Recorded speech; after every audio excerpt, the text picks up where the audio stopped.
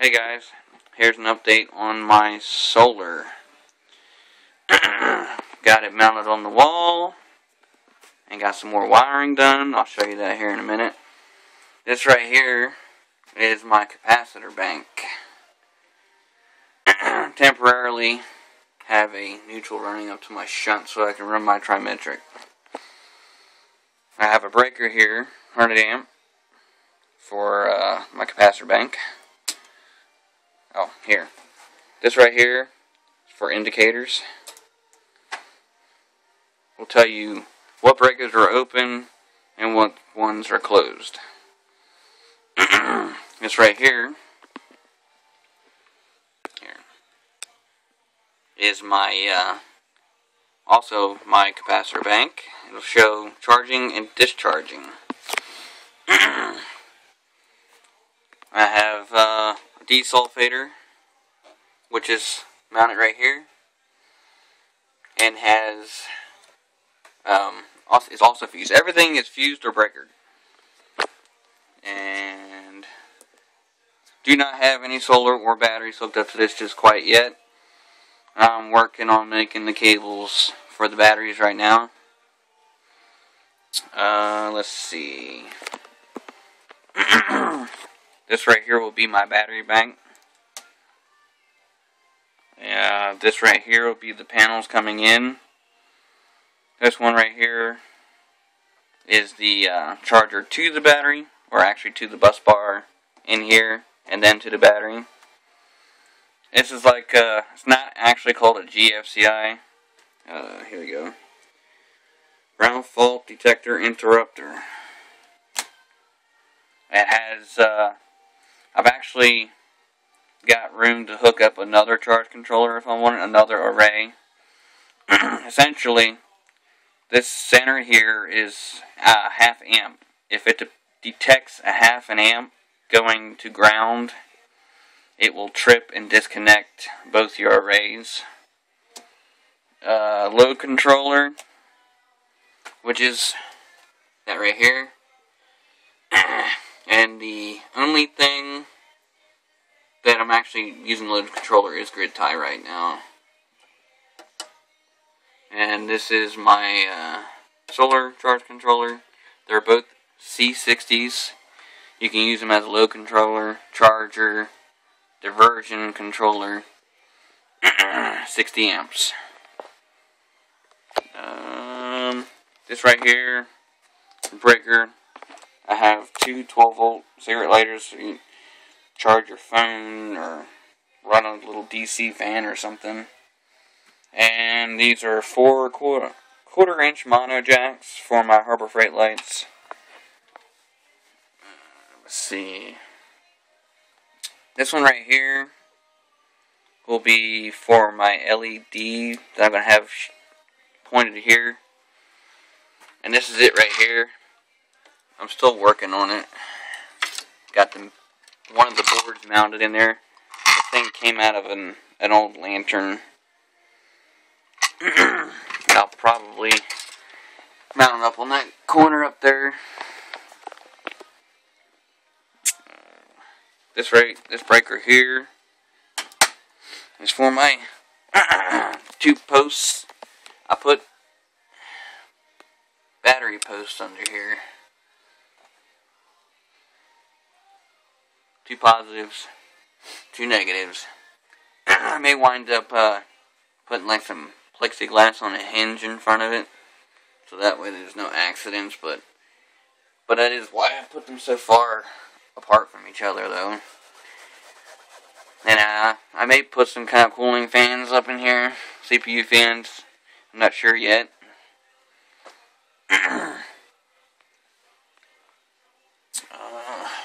Let's see. Oh yeah, here's my disconnects from my regular inverters. Non-grid tie.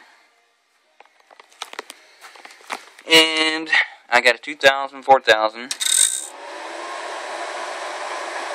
And this one's noisy because the fan needs replaced. It's a 700, 1400. And I really like this one. This is a 410, 820. And it's nice because if you're not actually, like say if you got your refrigerator connected to it and it cycles off, the fan will shut off on this and not sit there and draw power. And these two, the fans run all the time. It's like this one draws like 3 amps doing nothing. This one draws, I think it's 1 3/4. And this one draws like 0.13 of an amp. Not even a 1/4 amp. And the reason I got 3 of them is so that I can save a little bit of power. If I'm just running a refrigerator, I use a small one. If I want to run my dishwasher or my clothes wash machine, I use the big one. Or if I want to run some lights in a refrigerator, I can use the one in the middle. The one on the far left is my grid tie here. I'll plug that in. And yeah, all this going on right here, everything is running off of the capacitor bank. So, I'll hook up the grid tie.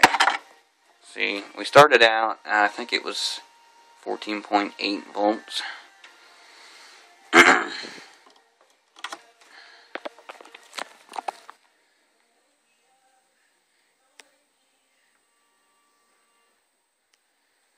And there she goes. Ready to go. Pumping in some electricity into the grid. Well, actually, I'm sure I'm using it before it even makes it to the grid. And that grid tie is a 300 watt.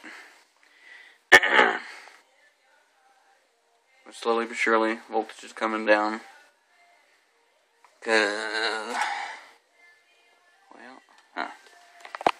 Something's wrong with my display.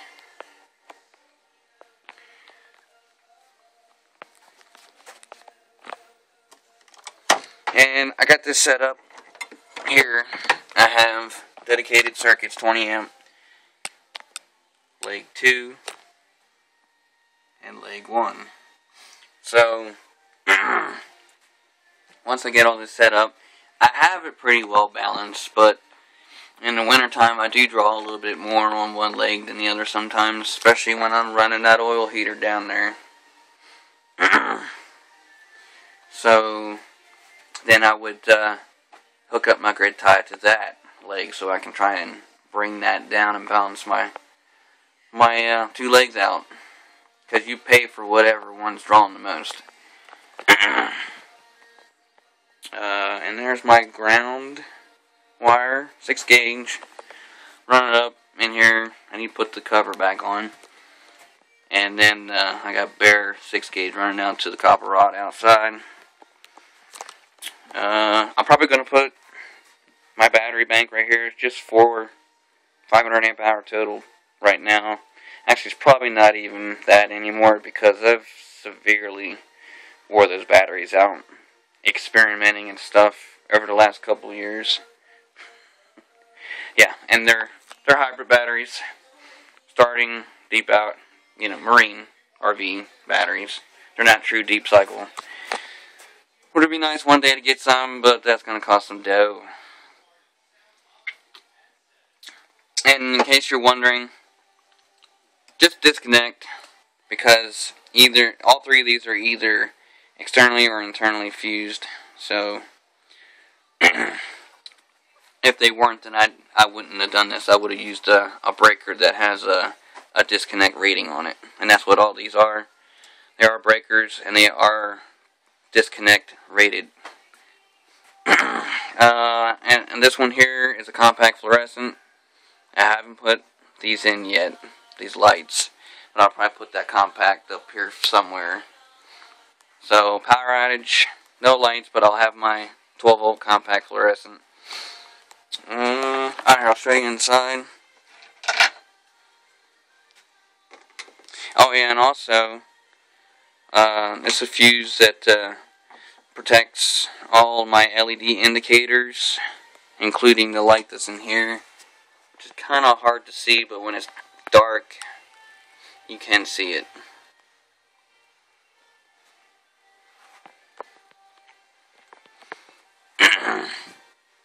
And also have a fuse for trimetric and a fuse to protect the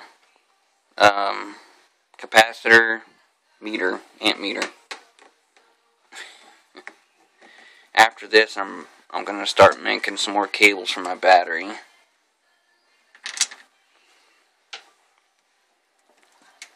So, here's the spider web. Sorry, my phone just isn't all that great anymore. It's time for an upgrade.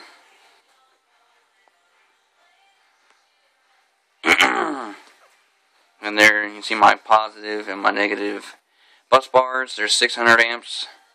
They can handle 600 amps total. My battery disconnect has a trip point of 540 amps. So it will never see 600 amps. These relays here are for a few of my indicator for breakers. Most of the breakers I bought, they're air packs, and they have an external contact so that you can do that.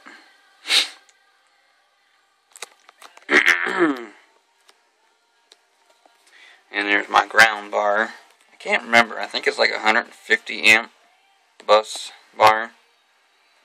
And no, they didn't come pre-colored. I used permanent marker.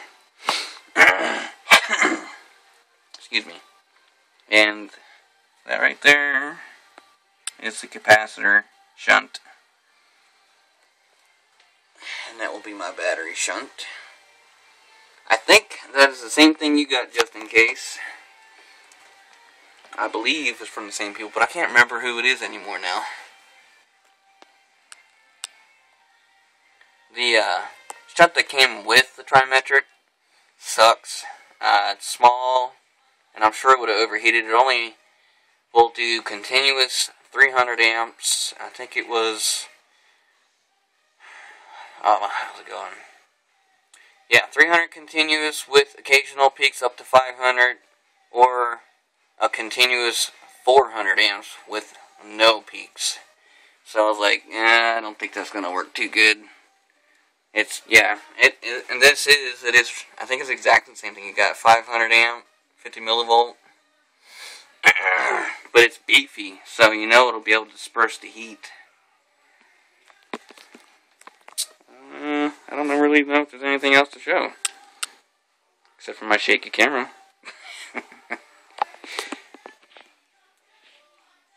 But, oh yeah, and I'll probably put some plexiglass over this as well, just to keep an accident from happening, because you can pretty much weld with these things. There are 3,000 farad, 2.7 volt caps each, but I think when you do the math, it's 350 farads, because you're dividing to get up 16.2 volts is the highest that you can pump into these. Of course, you can add another cap to it and bring it up another 2.7 volts, but I can equalize, never goes any higher than 16 volts, so... And, you know, also I could just throw the breaker and take it out of the loop while I'm equalizing if I ever decide to move my set points up. See, the display's working now on here. I don't know what's up with that. I guess I'm going to have to figure that out. Maybe it's just a display. It's just... I don't know. I'm going to have to swap it and find out. Because these are interchangeable. Yeah, I can move one over to the other. And these are Xantrax D60s. 12, 24 volt. And it can do battery temperature monitor as well, which I do have, but I haven't hooked that up yet because I don't have the batteries over here. So, and I have room that I could set up another charge controller, load controller, or however I want to do it. If I want to decide to do diversion, if I get a wind turbine, I can probably set up 2 of these, do diversion, and maybe get another one for a load for heating water or something. Which is something else I'm involved in. solar hot water. I got a tank there for hot water storage, and then glycol mix. Just need to finish it. Heat exchanger, and I got the copper tubing to put in a box up on the roof. So let me know if you guys got any questions. Sorry if the video is too long. And I still need to finish making cables. I just got this one temporarily hooked up. Gonna jump it from here to here. That disconnect up there is Blue Sea. Can handle continuous 300 amps. So I could actually add even another smaller inverter if I wanted to. I got 2-aught running up to it. I think it's like outrageous, like 1500 amps for 10 seconds. And these things are nice. I love these Blue Sea.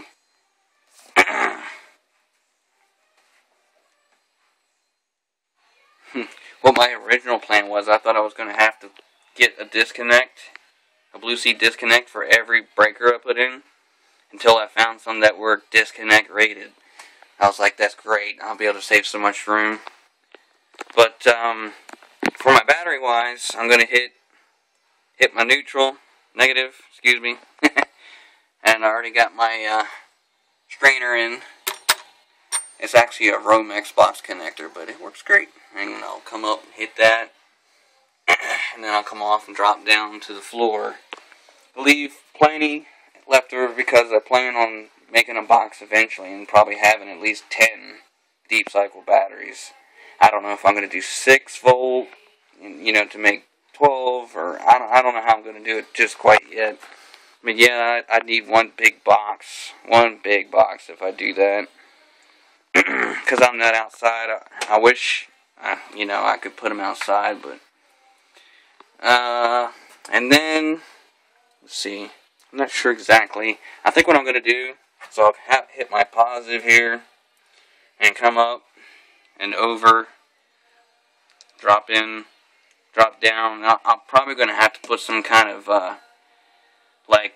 maybe 3/4 EMT hangers here, because a 4-aught is going to be heavy, and it's going to be running along with the 6 gauge.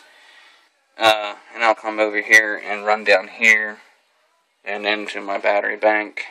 But I got 4-aught and a 6-aught in conjunction. 4-aught and 6 gauge in conjunction. They'll be able to handle 555 amps. Breaker trips at 540. So. Well, I'm sure you're all tired of hearing me talk, so I hope you all enjoyed. Have a good one.